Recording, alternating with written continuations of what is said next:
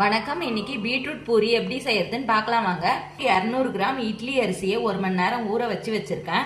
ஒரு சின்ன அளவு பீட்ரூட்டை தோல் சீவி கட் பண்ணி வச்சிருக்கேன். 3 டீஸ்பூன் அளவுக்கு அரிசி மாவு, 1 டீஸ்பூன் அளவுக்கு வெள்ளை எள்ளு.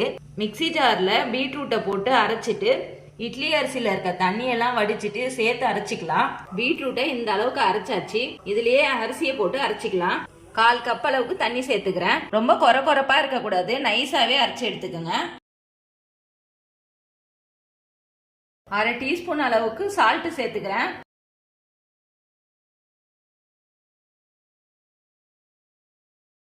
நீங்க அரிசி அரைக்கும் போது தண்ணி ஜாஸ்தியா சேர்த்துட்டீங்கன்னா அரிசி மாவை கொஞ்சம் எக்ஸ்ட்ராவா சேர்த்து பிசைஞ்சுக்குங்க. கரெக்டான பதமா வந்துடும். இப்ப நல்லா பிசைஞ்சாச்சு.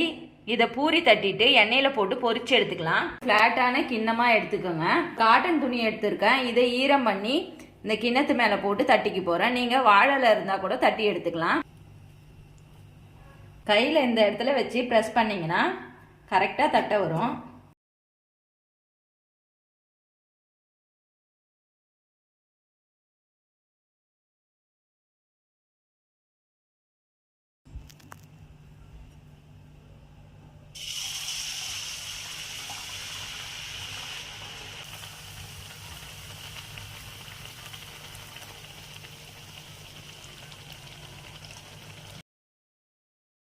நான் இதுக்கு மேலே வீட்டில் இருக்க இட்லி பொடி தான் நான் சேர்க்க போகிறேன்.